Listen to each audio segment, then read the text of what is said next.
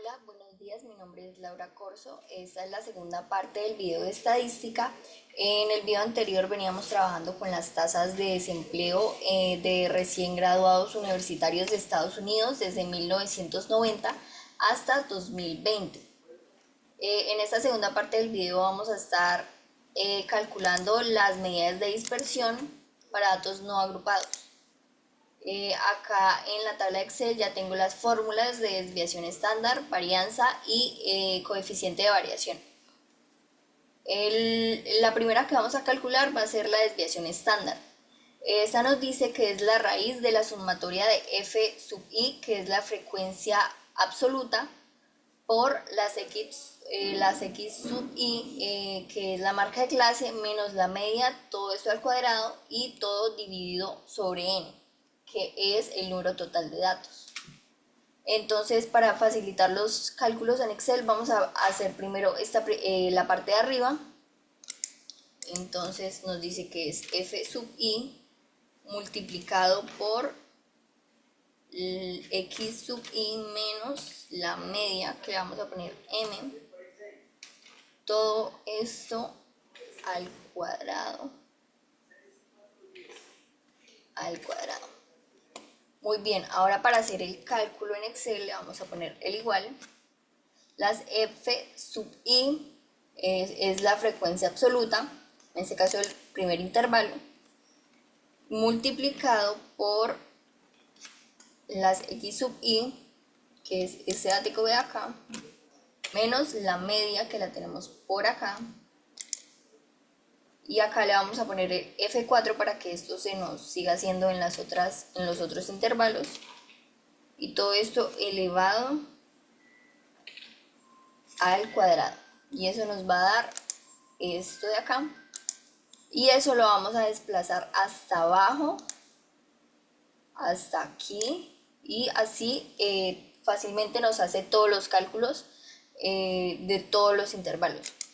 Pero como vemos en la ecuación, es la sumatoria de todo esto. Entonces acá abajito en la suma le vamos a poner el igual suma, tenemos por acá, de todos estos datos, y ahí nos va a ser la suma. Ahora, la desviación estándar. Acordémonos que esto solo es como un primer paso para calcular la desviación estándar. Entonces va a ser la desviación, que sería igual a la sumatoria, a la raíz. Acordémonos que es la raíz de la sumatoria dividido sobre n, que es el dato de acá, que como les dije anteriormente es el número total de datos, y esta va a ser la desviación estándar de estos datos. Ahora vamos a calcular la varianza poblacional. Vamos a tomarla como población, porque también hay una varianza para las muestras, pero acá la vamos a tomar como población. Entonces, como ven, es la misma fórmula de la desviación estándar, solo que está al cuadrado. Así que podemos calcularla simplemente tomando este dato de acá y elevándolo al cuadrado. Y así de fácil podemos calcular la varianza. Ahora vamos con el coeficiente de variación.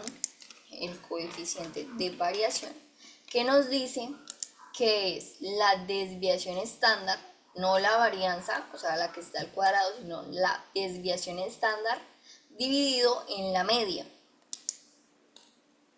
Entonces, esto es igual a la desviación estándar dividida en la media, que es esta, y eso nos va esto también lo podemos multiplicar por 100% para que nos dé el dato en porcentaje, para que sea como más fácil de verlo. Entonces esto multiplicado por 100. Y ese sería el resultado. Muy bien, este coeficiente de variación nos dice que las tasas tienen una desviación moderada, ya que es del 30% y un poquito. Entonces vamos a ponerle que es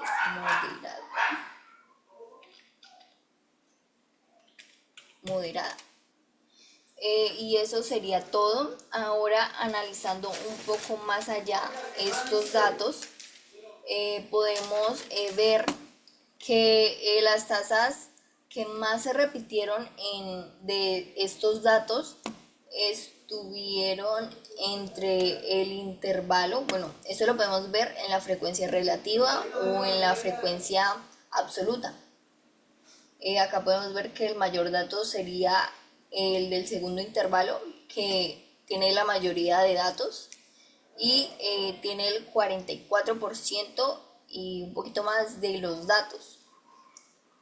Y podemos ver que hay varios, bueno, hay dos intervalos que no tienen ningún dato, no tienen una frecuencia de nada. También podemos ver que los intervalos que tienen tasas muy altas, que son estos de acá, tienen muy poca frecuencia en los datos que estamos analizando. Unos son de 1, de 0, de 2, entonces no se repitieron un tanto en estos datos de las tasas de desempleo. Es decir, que en todos estos años, desde 1990 hasta 2020, podemos decir que las tasas de desempleo se mantuvieron más bien bajas o, por decirlo, moderadas. Nunca estuvieron como un 13,3. Sí hubo un dato así, pero digamos que fue un caso en particular.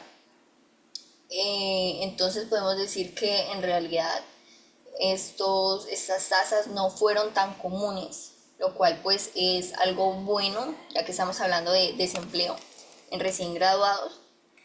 También podemos analizar que las tasas, como vimos en el coeficiente de variación, no se alejan mucho de la media que sacamos acá. Solo tienen un 30% de variación. Entonces, pues eso nos dice que en realidad los datos están bastante juntos. No hay datos dispersos en estas tasas. También podemos ver que la mayoría de datos, como acá casi no hay datos, entonces la mayoría de los datos se acumularon en estas tasas de acá. La mayoría de datos están acumuladas en estas tasas. Y eso sería todo. Esa sería la forma de calcular las medidas de dispersión en datos no agrupados. Muchas gracias.